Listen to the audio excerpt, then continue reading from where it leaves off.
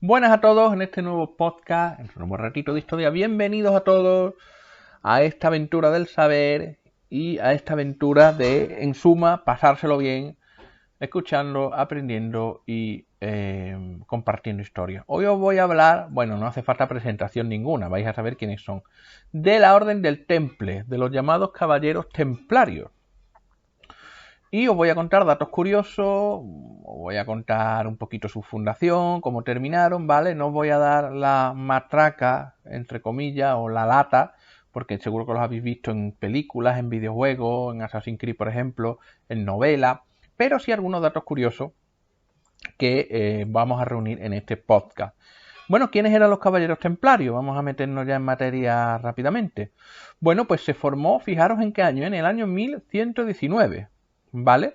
Cuando 7 caballeros, liderados por un caballero noble francés de la región de Champaña, llamado Hugo de Paín, juraron defender a los peregrinos cristianos en Jerusalén, y Tierra Santa, para lo que se creó una hermandad que adoptó votos monásticos, incluido el de pobreza, y cuyos miembros vivían juntos según un código de conducta establecido, ¿vale? Recibiendo el reconocimiento papal, pues 10 años más tarde, en 1129.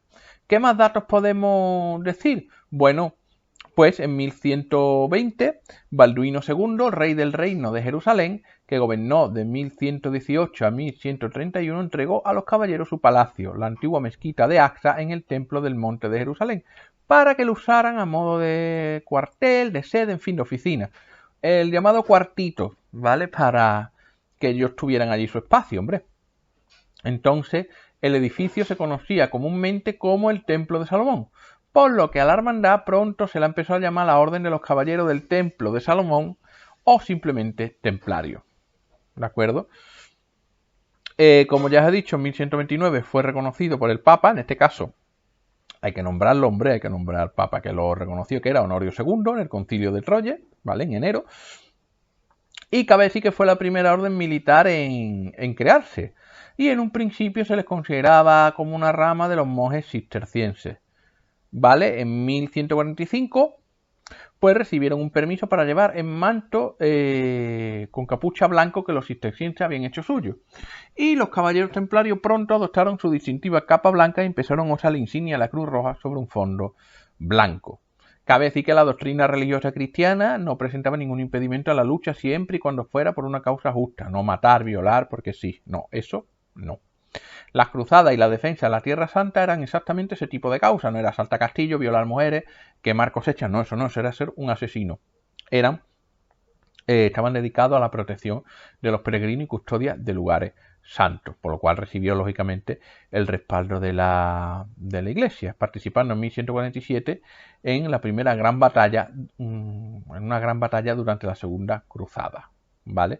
La orden, bueno, otro dato que podemos dar, que creció gracias a las donaciones de los simpatizantes, que decía, bueno, pues esta gente son útiles, son personas agradables, nos apoyan, bueno, pues vamos a dar dinero o incluso propiedades o demás para bueno, que sigan su forma, ¿no? Como cuando una empresa de chavales jóvenes monta un bar o no tiene nada que ver, o una empresa tecnológica, venga, pues una donación, como si fuera un crowdfunding, una colecta, ¿vale? Pues parecido, ¿vale? Y algunos pues le daban testamento, incluso todo lo que tenían de testamento, dinero, caballo, tierra, equipo militar, todo era válido. Incluso a veces se le donaban privilegios, lo que le permitía a la orden ahorrar en sus propios gastos, ¿vale? Los templarios pues invertían aparte en armas, en nuevo reclutamiento, compraban propiedades y al final acabaron teniendo granjas, viñedos, molinos, iglesias, pueblos y cualquier cosa, eran banqueros también, se hicieron banqueros en ese caso. Y otra manera de aumentar el dinero de las arcas era gracias a los botines y tierras adquiridas como resultado de las campañas victoriosas, además de que también podían exigir tributo a las ciudades conquistadas. Las tierras bajo el control de los castillos templarios y los estados rivales más débiles en Levante, ¿vale? Pues eran subsidiarios suyos en el caso de las cruzadas, ¿vale? Con el tiempo la orden pudo establecer centros secundarios en la mayoría de estados de Europa Occidental, que se convirtieron en fuentes importantes de ingresos y de reclutamiento, ¿vale? Otro dato que podemos decir, bueno, pues que aunque el dinero entraba de manera muy generosa de todos los rincones de Europa, tenían que hacer frente a un alto coste y un alto gasto, mantener a los caballeros, sus escuderos, sus caballos. A menudo cada caballero tenía 4 escuderos. Sí, vale, es una burrada, lo sé, con uno vale, o con ninguno, te puedes apañar tú solo. ¿Vale? La armadura, el resto del equipo. Y luego tenían otra serie de actividades, como por ejemplo tenían que pagar impuestos al Estado, hacer donaciones al papado y pagar diezmos a la iglesia. Incluso hacer misa, a pagar a las autoridades locales, por ejemplo. Los templarios tenían un propósito caritativo y una 10ª parte del pan que producía se repartía entre los necesitados, ¿vale? Y bueno, y una cosa muy, por ejemplo, lo veis en la película Ridley Scott, El Reino de los Cielos. Si los templarios luchan, aunque ganen una batalla y pierdan 500.000 hombres, son 500.000 hombres menos, que alguno a lo mejor era abogado, otro era clérigo, estaban instruidos, otro era campesino. Eso se pierde, la masa humana se pierde, hay que empezar de nuevo, ¿vale?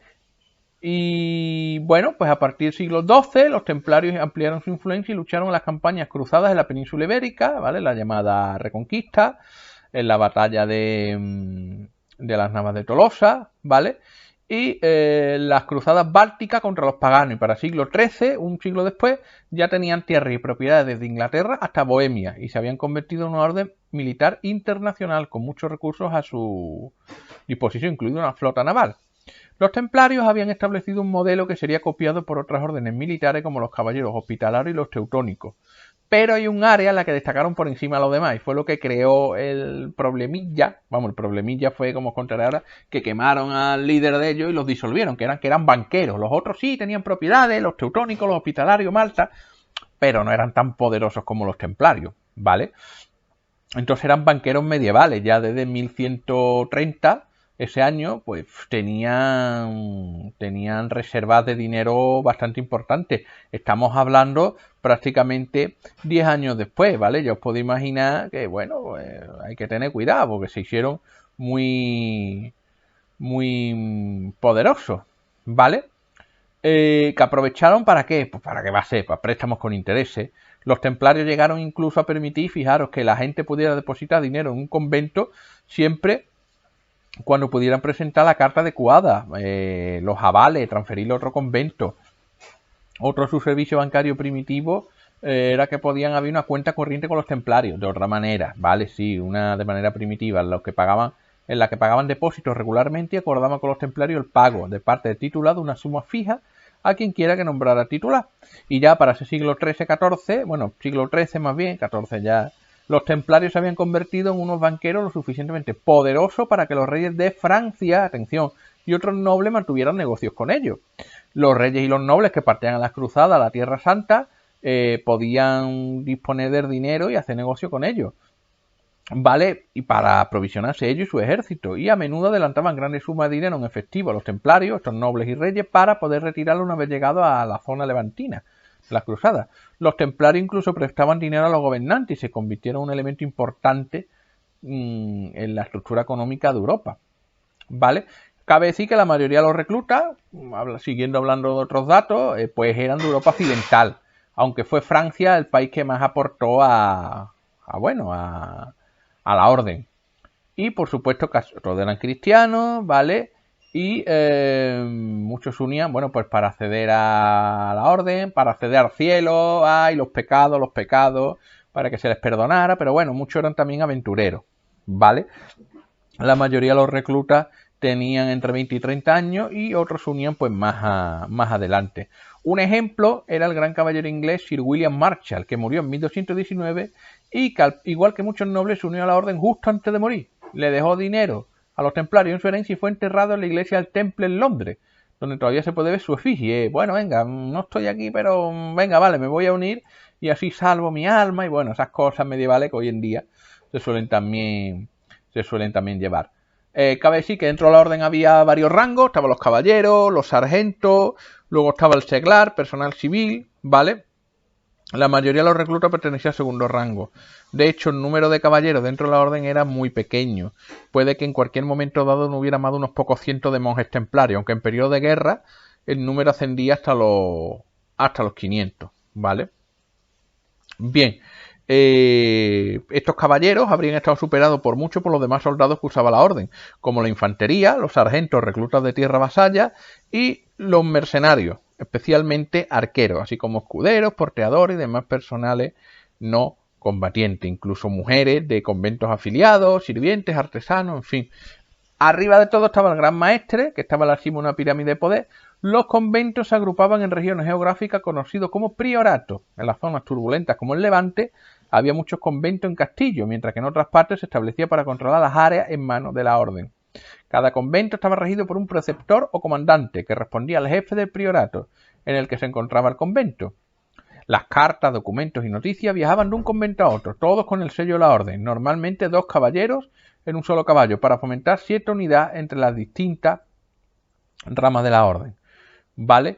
El gran maestre vivía en la sede de Jerusalén y después en Acre a partir de 1191 y 1191, y en Chipre de 1291. El gran maestre, cabe decir que tenía el apoyo de otros oficiales de altos cargos, como el gran comandante y el mariscal, junto con otros funcionarios de menor importancia, encargados de suministro, como por ejemplo la ropa y la comida. De vez en cuando había encuentros entre los representantes de la orden y parece que también de las secciones provinciales, ¿vale? Aunque solo se castigaba la falta grave y se gozaba de una gran autonomía. ¿Vale? ¿Cuál fue su final? Bueno, pues como eran una amenaza militar importante, ¿vale? Y imponían su propia ley, los gobernantes occidentales comenzaron a desconfiar de las órdenes militares, especialmente cuando comenzaron a acumular una gran cantidad de tierra y dinero, ¿vale? La mayoría de las críticas, pues muchas de ellas estaban basadas en la falta de conocimiento de los asuntos de la orden, una exageración de su riqueza y en un sentimiento de envidia y desconfianza. Finalmente, el 13 de octubre de 1307, el rey Felipe IV de Francia ordenó arrestar a todos los templarios de Francia.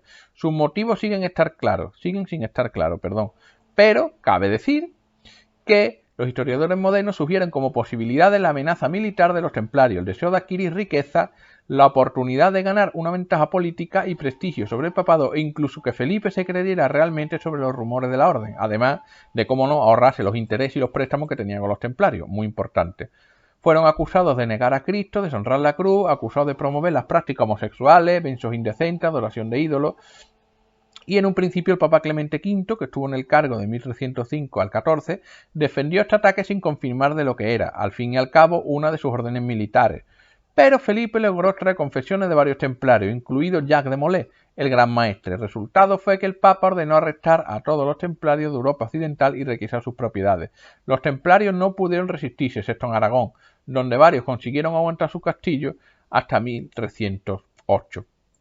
Posteriormente había un juicio en París en el año 1310, tras el cual 54 hermanos fueron quemados en la hoguera. En 1314 el gran maestre de la orden y el preceptor de Normandía, Geoffrey de Charnay, y el gran maestre Jacques de Molay fueron quemados en la hoguera. De nuevo en París, aunque el primero seguía manteniendo que era inocente cuando lo llevaban a la hoguera. Sin embargo, el destino de la orden en conjunto se decidió en el Concilio de Vienne en 1311. Durante ese concilio se tuvieron en cuenta las investigaciones realizadas durante los 3 años anteriores sobre los asuntos de la orden en toda Europa, así como las confesiones, mediante tortura muchas de ellas, que eran algo irregulares. La mayoría de los caballeros de Francia e Italia y 3 ingleses admitieron todos los cargos, pero ninguno lo hizo en cuanto a las acusaciones más serias en Chipre y en la península ibérica. Se jubilaría mucho los caballeros templarios y el Papa declaró oficialmente el fin de la orden el 3 de abril de 1312, aunque la razón fue la dañina pérdida de su reputación más que cualquier veredicto o culpabilidad. Nunca hubo pruebas físicas, ni estatua de ídolo, ni nada.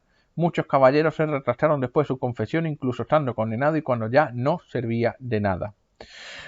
Como hemos dicho, pues muchas de las posesiones de los templarios pasaron a los caballeros hospitalarios por orden del Papa el 2 de mayo de 1312. Sin embargo, gran parte de las tierras y el dinero en quien acabó en manos de los gobernantes y de los nobles. Lo que os he dicho antes, nos quedamos con el dinerito, aquí paz y después gloria. El ataque a los templarios no tuvo mayor efecto en las demás órdenes militares. El debate para combinarlo todo en una sola orden no llegó a nada y la orden de los caballeros teutónicos, que probablemente se merecía las críticas más que ninguna otra orden, se salvó por estar muy bien conectada con los gobernantes laicos alemanes. Los caballeros teutónicos trasladaron su sede de Viena a Prusia, que era más remota, mientras que los caballeros hospitalarios fueron muy astutos al desplazar su sede a Rodas, donde tendrían más seguridad. Ambos traslados, ocurrieron en el año 1309 y probablemente aseguraron la asistencia continuada de las órdenes de una manera u otra hasta la actualidad. Cabe decir que hoy en día, si buscáis los templarios, pues hay orden hospitalaria en España, bueno, hay diversas órdenes, ¿vale? Por supuesto, mucho ya está metido las nuevas tecnologías, ¿vale? Si buscáis en internet, pues os aparece, por ejemplo, la orden de soberana militar del templo de... en fin, la orden del temple, ¿vale? Con sus aspectos legales, su contacto, en fin, ¿vale? Que es como una especie de, sí, de ONG, de organización, todavía está prohibida por la Iglesia, ¿vale? Es decir, hace poco han pedido que se restituya la orden, pero no han tenido suerte, ¿vale? Y hay muchos templarios famosos, sobre todo en Aragón, también en Castilla, en fin, pero si buscáis en internet encontraréis páginas, por supuesto, de las órdenes de San Lázaro, de Malta, de San Juan, pero si lo buscáis os va a aparecer la templariosdeespaña.com, ¿vale? En el cual dicen, no sé si es verdad, que son unos 30.000 caballeros a día de hoy, ¿vale? Incluso viene eventos, fotos, en fin, que está bastante curioso y está bastante interesante, sus cuarteles, sus casas, en qué provincia está, obviamente no viene a la dirección, pero en qué provincia está, ¿vale? Así que bueno, ahí queda eso. Dejamos aquí el vídeo, ¿vale? Que hoy ha sido un poquito más largo de lo normal. Nos vemos en la próxima entrega. Espero que os haya gustado. Lean, cuídense, viajen, investiguen sobre los templarios, que es una cosa muy entretenida. Y nos vemos en la próxima entrega. Hasta luego.